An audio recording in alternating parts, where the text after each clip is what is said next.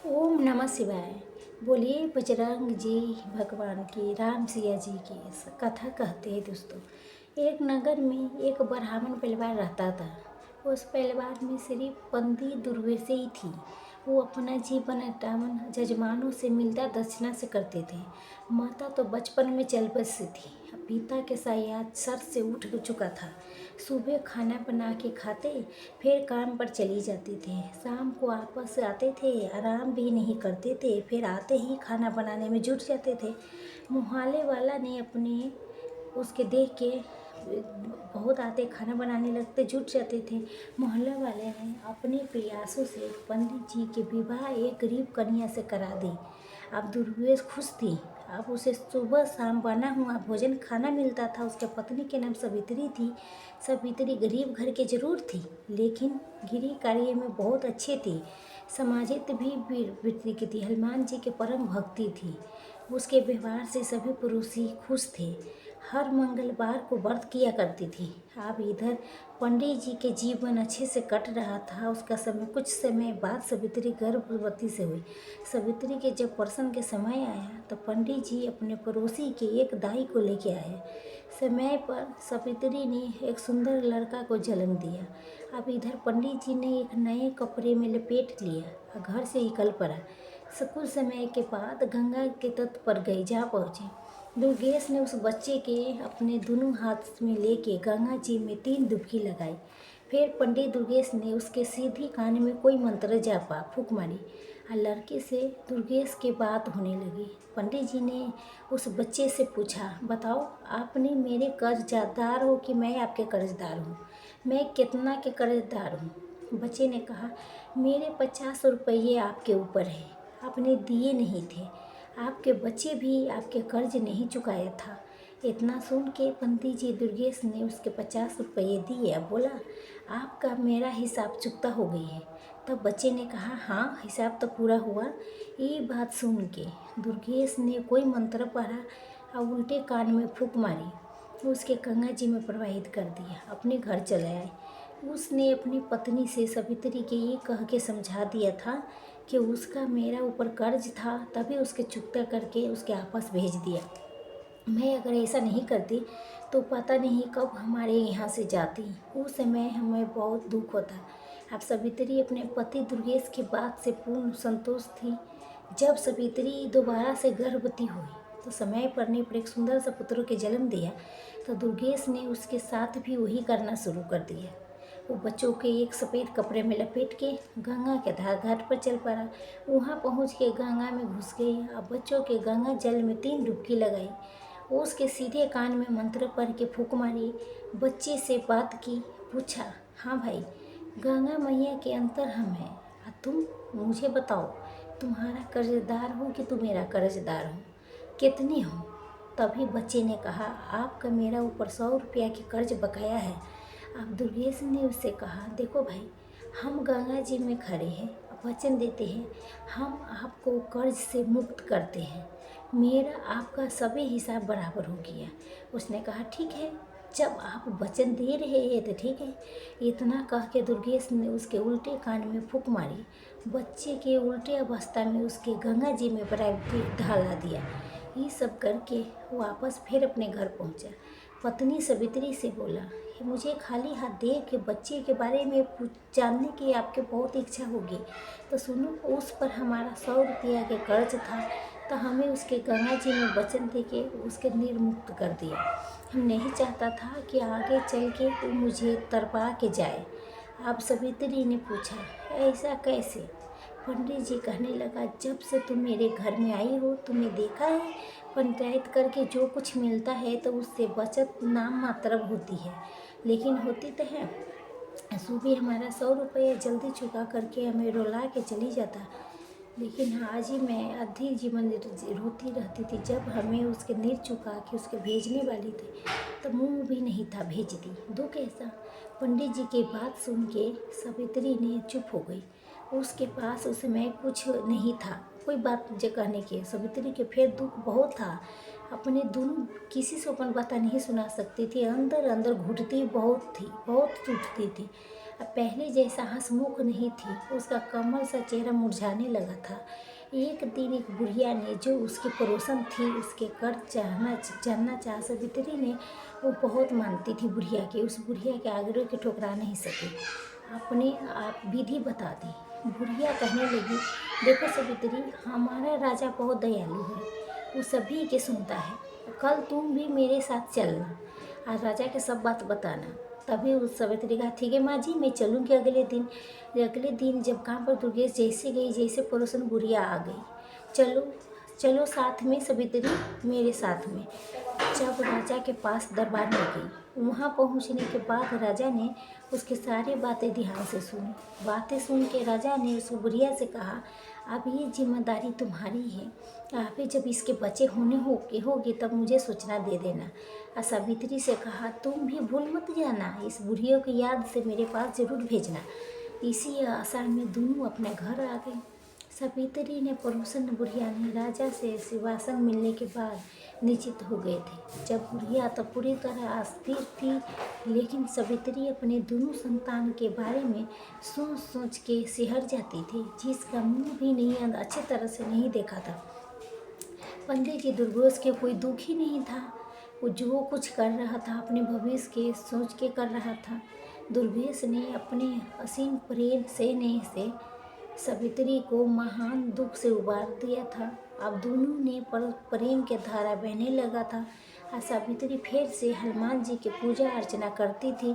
इसी के प्रताप सावित्री ने तीसरे बार गर्भवती हुआ। सावित्री ने अपने पड़ोसन बुढ़िया के माध्यम से राजा को संदेश भिजवा दिया। राजा ने जब समझा दिया था, जब चिंता मत करो, जब बच्चा होने वाला होगा तो सूचित कर देना, मैं सभी आप देख लूँगी सब कुछ। सावित्री खुश होने के साथ साथ पिछली यादों से परेशान भी थी। हर समय अपने तीसरे संतान की चिंता में डूबी रहती थी। समय समय से पड़ोसन आके समझा देती थी। धीरे धीरे गर्भवती पूर्ण हुई, समय आ गया बच्चे होने के। सावित्री ने दुर्गेश से कहा, आप पड़ोसन वाली बुढ़िया माँ के बुला दो, मेरे पास छोड़ के दाई के बुला दो। पंडित जी को पड़ोसन को छोड़ के बुढ़िया के अपने पत्नी के पास छोड़ के दाई को लेने चली गई। जब सावित्री ने बुढ़िया से कहा, माँ जी आप राजा को खबर दे दो, मैंने आपके पहले बुला दिया हूँ। जब तक ले दाई आई, जब तक ले राजा भी वेश बदल के दुर्गेश के घर पहुँच गए, इधर उधर टहलने लगा। जब कुछ समय के बाद उसके ससुर के रोने की आवाज़ आया, तभी पंडित जी ने अंदर गए और एक साफ नए कपड़े में लपेट के घर से निकल गए।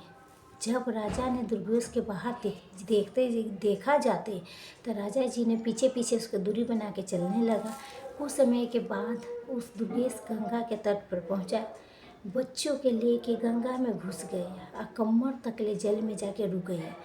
अब दुर्गेश ने बच्चे के 3 डुबकी लगाई और फिर उसके सीधे कान में एक मंत्र बोला, कोई मंत्र फूंक मारा। आप बच्चा बात करने में सक्षम थी। तब दुर्गेश ने उससे पूछा, बताओ मेरा कर्ज मेरा ऊपर था कि आपके कर्ज मेरे ऊपर था, और कितना है? तो बच्चा बोले, आपका मेरे ऊपर कर्ज 50,000 रुपया के कर्ज है, जिससे मेरे बच्चे भी नहीं चुकता किए थे। दुर्गेश ने अपने तसल्ली के लिए पूनम बच्चा से पूछा, देख लो हम गंगा में खड़े हैं, अगर सच सच बताना, नहीं तो गंगा पाप लगेगी। ये सुन के बच्चे ने कहा, सच सच कह रही हूँ, मेरे ऊपर आपके 50,000 रुपये कर्ज है मेरे ऊपर। तो पंडित जी के उल्टे कान में मंत्र फूका, बच्चे अपने असली रूप में आके रोने लगा। राजा दूर से सारी बात देख रहे थे, तभी ने बच्चे के लेके चल दिया, बच्चे के लेके आ गया। राजा के कुछ करने से पहले बच्चे के दूर से सारी कुछ देख रहा था। तो दुर्गेश ने बच्चे के गंगा में डुबकी लगाना शुरू कर दिया। राजा के कुछ करता तभी से पहले राजा दुर्गेश 3 डुबकी पूरी करके बच्चे को कमरे में लेके जल्द से बाहर निकल गए, कपड़े में किनारे में आ गया। अब पंडित जी बच्चे के लेके अपने घर की तरफ चल दिया। राजा के मन में अभी जानने की उत्सुकता बढ़ती चल गई सी, आखिर में इसने पहले तो बच्चे के गंगा में प्राइवेटी क्यों दहला दिया। अब राजा ने अपने असली रूप में आके दुर्गेश के रोक लिया। दुर्गेश ने राजा के देख के उसको सलामी दी। राजा ने दुर्गेश से पूछा, ये बताओ तुम अपने दोनों बच्चा के गंगा में क्यों दहला दिए हो? दुर्गेश ने कहने लगा, महाराज आप इस बात को अच्छी तरह से जानते हैं। एक पंडित के पंचायत में क्या मिलता है? किसी ने साबादन आटा दे दिया, किसी ने थोड़ा बहुत अनाज दे दिया, कुल मिला के पेट पूजन हो जाती है। पैसे बचाना तो दूर के बात, इसलिए हमें अपने विद्या से दोनों बच्चा से पूछ लिया था मेरा कर्ज है कि उसके कर्ज है मुझ पर। तब बच्चे के मेरे ऊपर कर्ज था, दूसरे बच्चे के मेरा कुछ था, लेकिन इतना था कि दोनों हमें छोड़ के चली जाते, हमारे तो कमरे टूट जाते। इसीलिए मैं दोनों के हिसाब चुकता करके वहीं गंगा जी में प्राइवेटी दहला दिए। राजा ने कहा, फिर इसी क्यों बचाया? पंडित दुर्गेश कहने लगा, इस पर मेरा 50,000 रुपया है, उम्मीद है ये हमारा अंतिम संस्कार अपने हाथे से करेगा। राजा पंडित जी के बात सुन के मैंने खूब जान के तसल्ली भी हुई। जैसे भी थी सावित्री के अपना बच्चा तो मिल गया।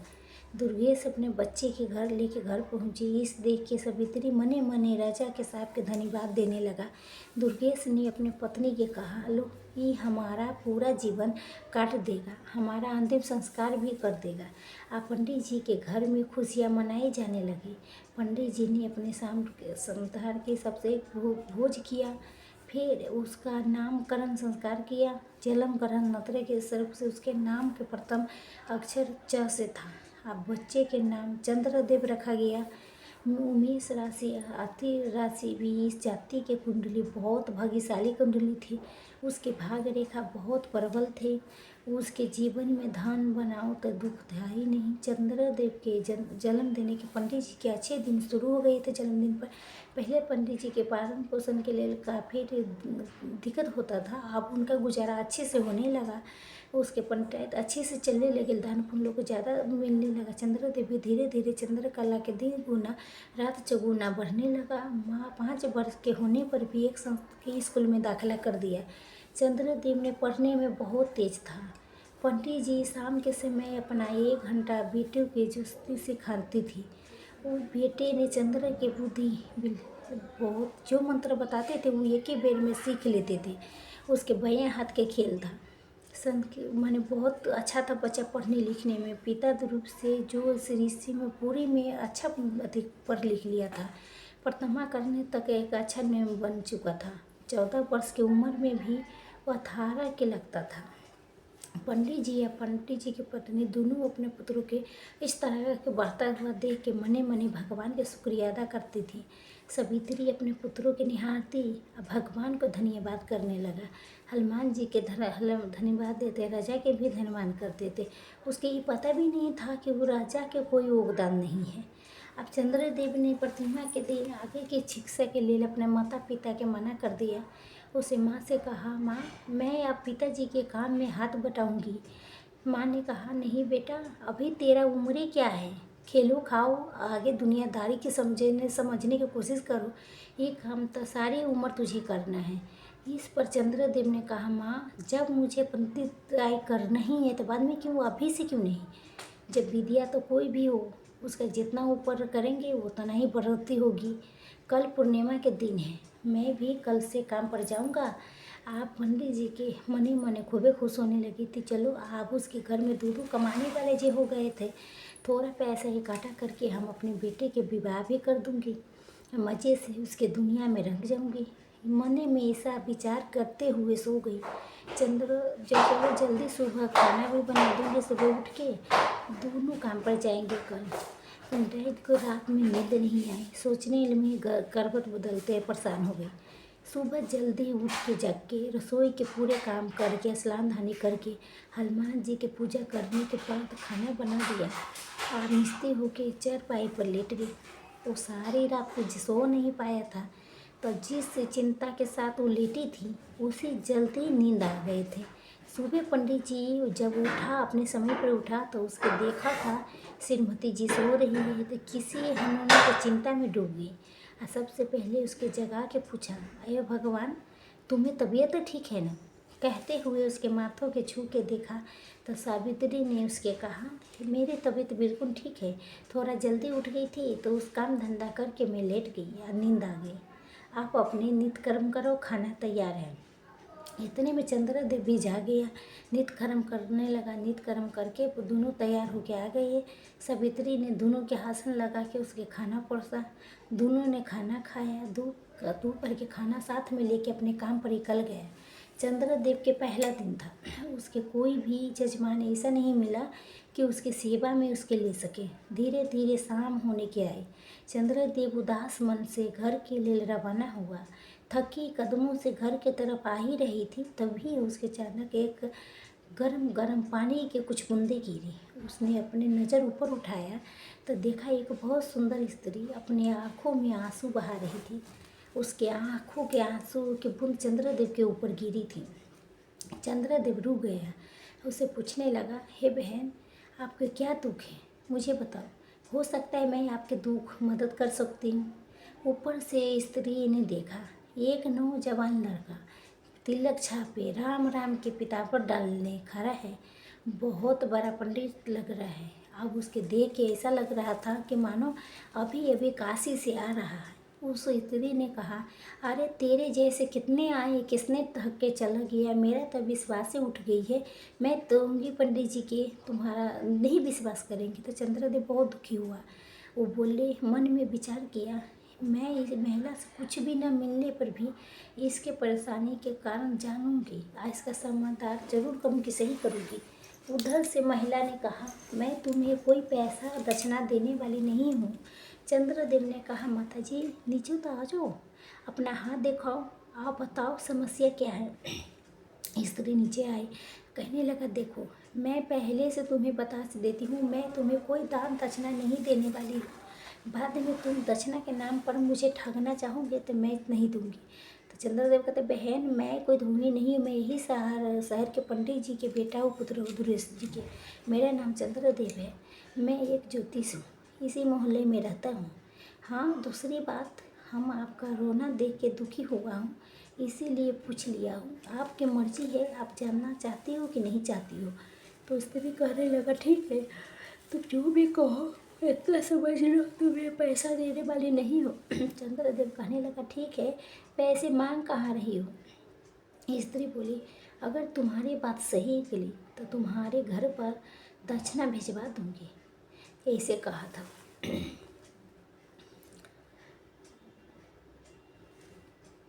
तब बात सही निकली, उस तुम्हारे घर पर दक्षिणा भिजवा दूंगी। मेरे चंद्रदेव कहने लगा, बताओ समस्या क्या है। और स्त्री ने कहा, मेरे पति प्रदेश गया है, 4 वर्ष हो गया है, अभी तक वापस नहीं आया है और नहीं कोई सुखद पत्र हो भेजा है। मैं केवल ये जानना चाहती हूँ, वो ठीक तो है और कब तक वापस आएंगे।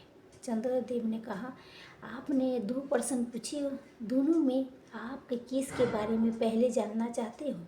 तो स्त्री बोली, दोनों प्रश्नों के बारे में जानना चाहती हूँ। चंद्रदेव कहने लगा, नहीं, पहले ये एक बात के बताया कि मैं मुफ्त में एक ही बात बताऊँगा, आप दो फैसला करो, कौन सा तुम बात पूछना चाहती हो। स्त्री चुप हो गई, दिमाग के इस्तेमाल करने लगी, सोचने लगी कौन सा प्रश्न पहले पूछूं, आने पर भी देख जाएगी या दूसरा स्वस्थ होंगी तभी तो आएंगे। ऐसे विचार करके स्त्री ने कहा, आप केवल ये बता दीजिए मेरे पति कब तक ले आएंगे। चंद्रदेव ने अपना पत्र निकाला और उसमें देखने लगा, अपने उंगली पर ग्रहण करने लगा। जब वे करीब ग्रहण करने के बाद उसने कहा, सुनो, आपके पति आज रात्रि में आ जाएंगे। स्त्री बोली, क्या पागल हुए तुम, ढोंगी कहीं के, मेरे बेवकूफ़ समझते हो। मैं चंद्रदेव ने कहा, वो कैसे। स्त्री बोली, पैसे के लालच होगा इसी कर पे। चंद्रदेव बोला, बहन जब कह दिया वो मुफ्त में सवाल बताऊंगी, फिर कैसी बात कह रही हो आप। स्त्री कहने लगी, अभी तक तुम किसी ने कुछ भी नहीं बताया। चंद्रदेव बोला, बहन ज्योतिष ठग नहीं हूँ, आपका ठगने से पला पड़ा होगा, लेकिन मैं अपनी विधिया के अनुसार बता रही हूँ, आपके पति रात्रि के 12 बजे तक ले आ जाएगी। स्त्री बोली, आप सही कह रहे हैं, मेरे साथ ठगी हो चुका है, इसीलिए मैं किसी पर विश्वास नहीं कर सकती, तो आप किसी के पहले पैसा नहीं दूंगी। चंद्रदेव कहने लगा, बहन मैं तो पहले भी कहा था मुक्त काम के मुक्त करूँगी, आप सही लगे तो मेरे दक्षिणा जो उचित समझो भिजवा देना। उसने कहा अच्छा अच्छा ज्योतिषी जी, आप कह रहे थे हमारे पति आज रात में लौटेंगे। चंद्रदेव कहने लगा हाँ, आज रात्रि के ठीक 12 बजे आपके पति आएंगे। सुनो, वो पैदल नहीं आएंगे, वो हाथी पर आएंगे और बहुत सारा धन लेके आएंगे। वो कहने लगा मैं तुम्हें बता दूँ, अगर जितना लाएंगे ना उसका आधा आपको दक्षिणा भिजवा दूंगी। चंद्रदेव ने कहा अच्छा तो ठीक है, मैं चलता हूँ। स्त्री कहने लगा ठीक है जाओ। जब चंद्रदेव वहाँ से अपने घर के लिए निकल पड़ा, रास्ते में सोचता जा रहा है तो पहले दिन तो बोनी नहीं हुई, उधार हुआ है। इसी मन में सोचते सोचते घर पहुँचा। घर अपने पुत्र के देख के सावित्री मने मने सोचने लगी, मेरे लड़का इतने देर से आया है तो कमाई भी अच्छी करके आया होगा। ये सोचते हुए दरवाज़ा खोली। चंद्रदेव के गुनगुना पानी ला के दिया। कहने लगा बेटा हाथ मुँह धो लो, थकी हारे आई होंगे, खाना खा लो। कहने लगी तुम्हारे पिताजी इंतज़ार कर रहे थे, भूखे बैठे हैं। चंद्रदेव ने कहा अच्छा माँ, मैं अभी हाथ मुँह धो के आती हूँ और खाना खा लेती। कुछ ही देर में चंद्रदेव हाथ मुँह धो के आया। उसके माता ने दोनों के लिए आसन लगाया था, खाना परोसा। तभी माता ने पूछा बेटे कैसा रहा तुम्हारा आज का दिन। चंद्रदेव ने कहा माता बोहनी तो नहीं हुआ, उधार लग गई है। ऐसे बोहनी नहीं हुआ माता, उधार लग गई है। माँ बोनी तो नहीं है, उधार हो गई, तभी तो कहती हूँ खेल ले कूद ले। अभी तेरे पिताजी कमा ही रहा है तो तुमने जिद कर लिया, सारा दिन ऐसे भटकता रहा। चल उधार किया तो उसका क्या पता आएगा कि नहीं आएगा। इन्हीं बातों के चलते खाना हो गया और सब लोग खाना खा के सो गया। इधर जो स्त्री थी वो अपने पति के इंतज़ार करने लगा। इंतज़ार करते करते रात के ठीक 12 बज गए। असच में उसका पति हाथी पर बैठ के आया, अपने घर के आया। जब उसने दरवाज़ा खोला, उसके पत्नी ने दरवाज़ा खोला और ने सोच के बड़ी खुश हुआ कि बाकी में मेरा लड़का बहुत जुती से बड़ा, उसका इनाम देना चाहिए। इसलिए उसने अपने पति से कहा जाओ सबसे पहले पंडित दुर्गेश के घर पर जाओ और उसका दक्षिणा दे के आओ। उसके वजह से मुझे पता चला तुम आने वाले हो, उसके बाद ही घर में कदम रखना।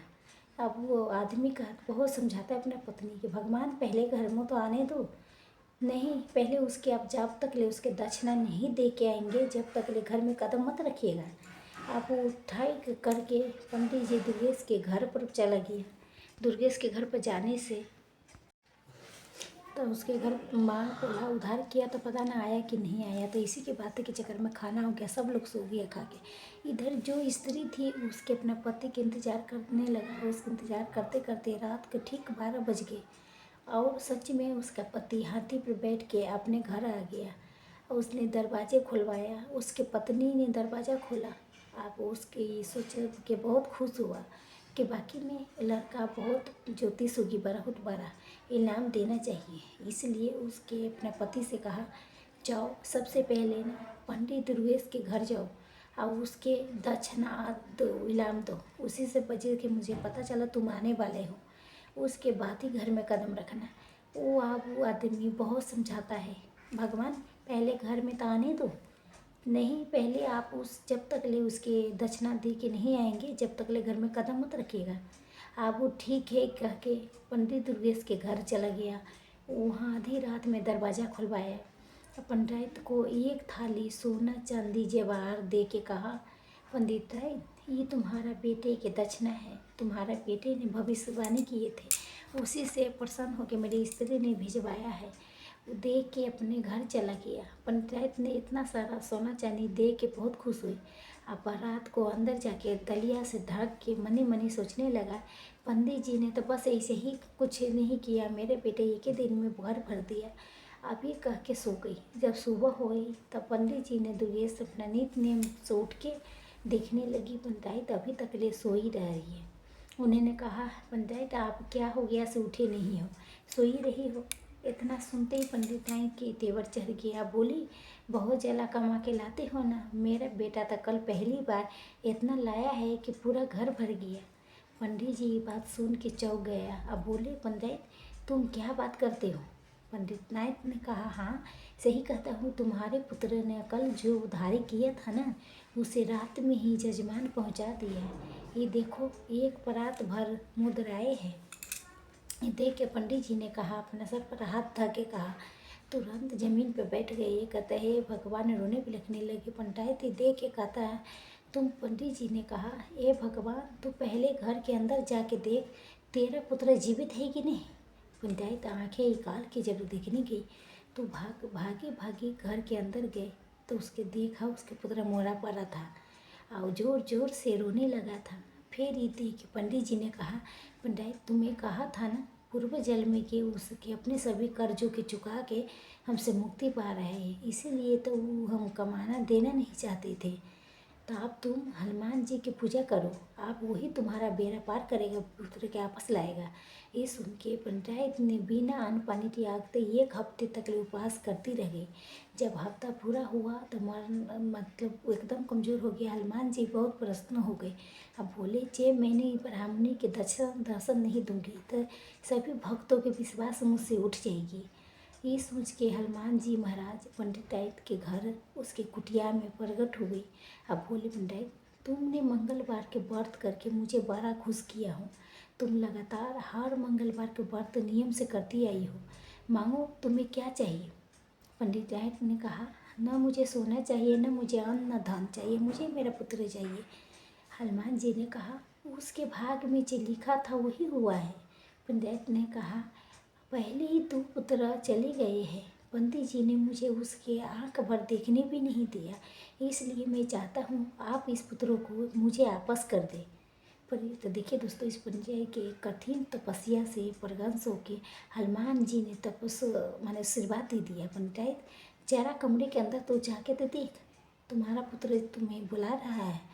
पंडित ने जैसे ही पुत्र के कमरे में कदम रखा, जैसे उसके पुत्र हंसता बोलता खेलता माँ के चरणों में गिर गया। इस प्रकार पंडित के मंगलवार के व्रत से प्रताप से उसका पुत्र उसके प्राप्त हुआ। तो देखिए दोस्तों, मंगलवार के व्रत ये इतने शुद्ध 9 दिव्य के देने वाले हैं। माता सीता ने हनुमान जी के ये आशीर्वाद दिया है कि मंगलवार को जो उनकी पूजा अर्चना करेगी, व्रत कथा के श्रवण करेगा, वो एकदम भगवान उसके घर में कभी दुख क्लेश नहीं आएगा, सबके अच्छा होगा। दोस्तों पूरा ज़रूर देखिए। नमस्ते।